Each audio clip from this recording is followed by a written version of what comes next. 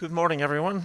Call your attention to order, please, to begin the special municipal council meeting of Tuesday, January 20th, 2026. Welcome to everyone, staff, fellow councilors, anybody in the gallery, good morning, and as well as anybody who is joining us electronically from home.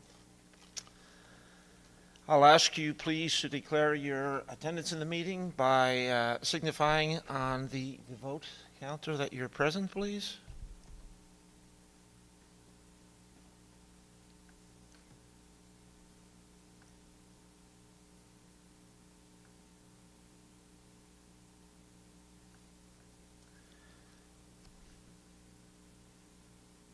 Oh, it's because I'm not at my seat. Sorry, I was confused there. Why didn't I vote?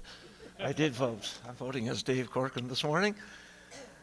I declare that all councillors are present this morning. Thank you very much. I will now read the land acknowledgement. The municipality of the County of Kings is in Mi'kma'ki, the ancestral, unceded, and current territory of the Mi'kmaq peoples. The municipality of the County of Kings is a neighbor to Annapolis Valley First Nation and Glooscap First Nation, as well as diverse urban and rural Indigenous population. We are all treaty people and commit to upholding the peace and friendship treaties and working towards reconciliation in all areas of the municipality. You do have an agenda before you. Can I have motion for passing of the agenda, please? And that's moved by Councillor Lutz and seconded by Councillor Allen. Thank you. Are there any councillors who wish to declare a conflict of interest related to any of the agenda items today? Seeing none, we will continue. First order of business is a letter to the Nova Scotia Federation of Municipalities regarding Grand Council flag. And we do have a couple of presenters, or at least one presenter, sorry. Carissa is going to join us to present regarding that. Oh, and she does have some help with her this morning. Brittany, good morning.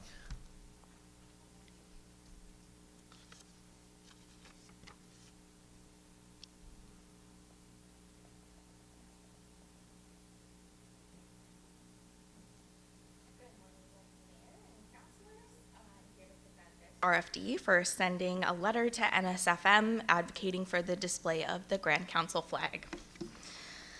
So this is the first introduction to municipal council, but this subject was discussed at the Diversity Kings County Committee on January 5th, and Diversity Kings County voted to make this recommendation to council. The intent of this request is for the municipality to write to the Nova Scotia Federation of Municipalities regarding displaying the Grand Council flag at events. So for clarity, the Grand Council flag, which you have seen before, certainly flying outside, and it's right behind Emily here, is the Mi'kmaq Grand Council flag, which is also called the Sante Mawiomi flag, and it's a symbol of the Mi'kmaq Nation. The Mi'kmaq Grand Council is the traditional political structure of the peoples living in Mi'kma'ki. Each of the 7 districts of Mi'kma'ki has a district chief who was elected by the tribal chiefs from that district. One of these district chiefs is appointed as Grand Chief. And just a fun fact, the current Grand Chief is Norman Syllaboy, but the first chief, Grand Council chief, was Chief Membertou in 1550. The Grand Council flag is pictured here vertically as it's meant to be shown, and the white field or background represents creation's purity. The red cross represents humanity and the 4 directions, and the star or sun represents day, and the moon represents night. Together, these symbolize traditional governance, culture, and spiritual beliefs across Mi'kma'ki. When the flag is flown horizontally from a flagpole, the moon and the sun would be on the left side of the flag. The Grand Council flag was first raised in Listigouche, a Mi'kmaq community in Quebec, around the year 1900, but gained more prominence and recognition after the Supreme Court's ruling in a case known as Marshall in 1999. This was a landmark ruling that affirmed First Nations treaty rights, including rights to hunt and fish, and became a symbol for exercising traditional Mi'kmaq governance. We see the flag flown during Mi'kmaq History Month and on significant dates like Treaty Day, but permanent installations at certain institutions can be a sign of reconciliation, acknowledgement of Indigenous presence, and cultural revitalization. The NSFM facilitates advocacy, collaboration, and education, and having the Grand Council flag present at meetings, conferences, and events where other flags are flown contributes to these goals. The Federation of Canadian Municipalities produced a guide for municipalities to implement the United Nations Declaration on the Rights of Indigenous Peoples, commonly abbreviated to UNDRIP. This request specifically aligns with 3 UNDRIP actions, including recognizing Indigenous rights holders who hold ancestral, treaty, traditional, Indigenous, and other legal and constitutionally protected rights and titles to the lands and waters on which municipalities are located, respecting and honoring Indigenous legal systems and creating space for their expression within municipal spheres, and engaging with political organizations, institutions, and entities that Indigenous peoples and their communities themselves identify as legitimately representing their interests and memberships. This aligns with the strategic plan under the priority of strong communities as it supports reconciliation and decolonization within the municipality's strategy for belonging. And this recommendation is also in alignment with the Federation of Canadian Municipalities' best practices on reconciliation. So for implementation, if approved, staff will prepare the letter to be signed by the mayor and sent to NSFM, and a draft letter has been included in the agenda package with the RFD. Following the spring NSFM conference, when staff were asked for support in advocating for the presence of the Mi'kmaq Grand Council flag, this action was put on the Diversity Committee's work plan. Staff prepared a draft letter and recommendation and presented it to Diversity Kings County Committee on January 5th, where we gained helpful input and full support from the committee for making this recommendation to council. Since then, staff consulted with the policy advisor at NSFM to confirm that their current policies and procedures wouldn't pose a barrier to this request. Alternatively, council may opt to not recommend sending a letter. And that brings me to the recommendation that Municipal Council send a letter to NSFM requesting the Grand Council flag be present at conferences and events of the Nova Scotia Federation of Municipalities where other flags are flown. Okay, thank you very much. We'll begin by looking for any questions of clarification for Carissa. Seeing none, calling for a motion. Thank you very much, Councillor Sappington, and seconded by Councillor Gates. Now we'll open it up for any debate. Seeing none, I'll ask that you please give your vote accordingly using the machine.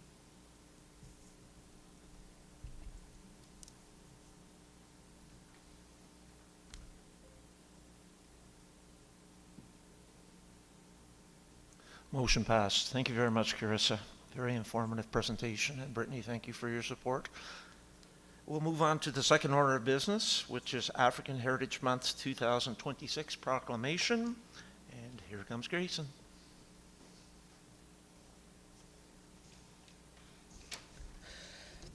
Good morning, Council. I am here this morning to present a proclamation request for African Heritage Month 2026. The origin of this request comes from, comes from the 2026 African Heritage Month memo to municipalities from African Nova Scotian Affairs, ANSA, as well as our strategy for belonging and our proclamations policy COM-02-003. My intent this morning is to recommend Municipal Council or to present the proclamation request in adoption for in accordance with the municipality's proclamation policy COM-02-003. The origins of Black History Month can be traced back to Carter G. Woodson, a Harvard-educated Black historian.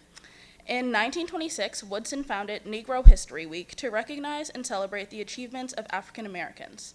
He chose February to align with the birthdays of Frederick Douglass and Abraham Lincoln, both of whom played a significant role in the emancipation of enslaved people.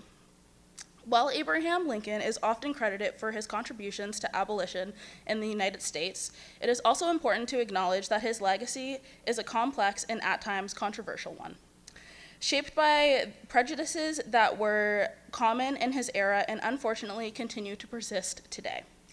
In 1976, Negro History Week was expanded to become Black History Month. In Canada, Black History Month was first celebrated in 1950, and Nova Scotia has long been a leader in its recognition and promotion. In 1985, the first official opening night of Black History Month was held at the North Branch Library. Just 2 years later, in 1987, the Black History Month Association was formed, and the month was celebrated across the province for the first time. In recognition of Nova Scotia's more than 400-year history and contributions of people of African descent, the observance was renamed African Heritage Month in 1996. In 2008, February was officially declared Black History Month by the Canadian Senate. In 2004, the Department of African Nova Scotian Affairs, ANSA, held the inaugural reading of the African Heritage Month Proclamation at Province House. Since then, ANSA has worked to build awareness across the province by partnering with organizations to form the African Heritage Month Information Network. This is a provincial network that includes representatives from each region who collaborate annually to develop the theme, promote events and municipal proclamations, and produce an educational poster for the month. I am honored to take part in this provincial network. Here in the municipality of the County of Kings, we are home to two historic African Nova Scotian communities, Gibson Woods and Pine Woods. Gibson Woods was named after George Gibson, a Black loyalist who purchased 40 acres of land for 40 pounds in 1802. Notable families from this community include Gibson, Clements, Browning, and States families. Pine Woods, now known as Aldershot, was founded by sisters Dinah Powell and Chloe Landsey after they fled enslavement by Benjamin Belcher. When Belcher died in 1802, a Kings County court probated his estate, which chillingly listed an additional 7 human beings, Prince, Diana, Jack, Samuel, James, Chloe, and Blue, as chattel, bequeathed to his children. Today, Landsey Road in Aldershot, though misspelled, bears the name of the community co-founder, Chloe Landsey. Recognizable family names from this community include Jones, Landsey, Smith, Bell, and Powell.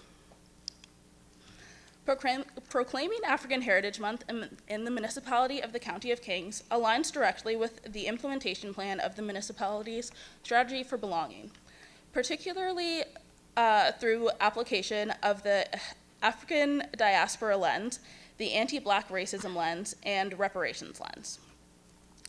More broadly, this proclamation strengthens relationships between the municipality and diverse communities while building public trust, awareness, and engagement. By honoring more than 4 centuries of contributions from the African diaspora, including historic Black communities such as Gibson Woods and Pine Woods, as well as newcomers to the region, we move closer to our shared vision of being a community of communities where all people belong. There are no financial implications to this request, and it aligns with the strong communities piece of the strategic plan by celebrating the African diaspora lens of the strategy for belonging. The alternative is that Municipal Council may choose not to proclaim February 2026 as African Heritage Month. And for the implementation, there will be implementation and engagement, there will be a reading of the official proclamation at the African Heritage Month launch proclamation event taking place here on February 2nd at 6 p.m. And there will be social media awareness building as well as other community events. With that, my recommendation is that Municipal Council proclaim February 2026 as African Heritage Month in the municipality of the County of Kings. Thank you very much, Grace. And now, are there any questions of clarification from Council? Seeing none, can I ask for a motion, please? Moved by Councillor Best and seconded by Councillor Peckford. Thank you very much. Any debate? Seeing none, I'd ask you to please vote accordingly.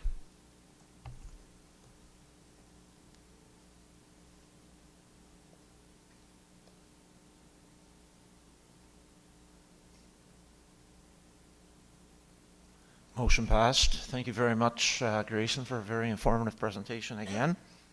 We'll move on to item number 5 on our agenda, which is board and committee reports. We have a report submitted by Councillor Sappington for Diversity Kings County Committee. Councillor Sappington, do you have anything to add to your report? Thank you. Are there any questions to the councillor? Committee of Council, are there any verbal reports from committees of council? And external boards and committees, are there any verbal reports for external boards and committees? Thank you very much. I was just going to say it's awfully quiet in here this morning, but thank you, Councillor Lutz. Thanks, Deputy Mayor. Just not a report so much as just an acknowledgement that I know there's been some questions about all the communication we've been receiving regarding the library, and that the CAOs, mayors, and board will all be meeting on the 21st, tomorrow, I think here, to kind of go over where the library is at, and then we'll have a report to council for after that with some more information as to the current situation and the reasons for all the communication. Thank you very much for that, Councillor Lutz. Anyone else? External boards or committee reports?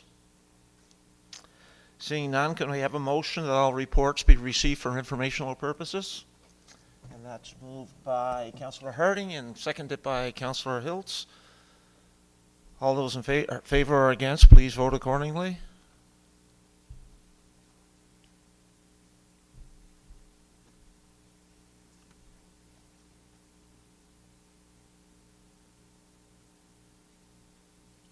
And that motion has passed. Thank you. Are there any other business? Is there any other business to come before council?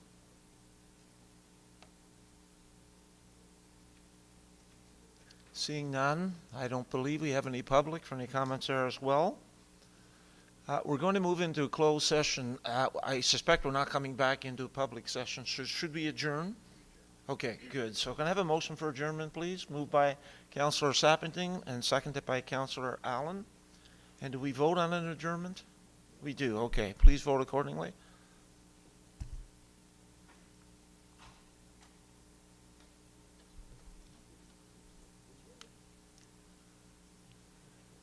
Thank you very much. I do want to say that Mayor Corkum takes great pride in the efficiencies of his meetings. I don't think he could have done that in 17 minutes. Just let him know the next time you're speaking with him.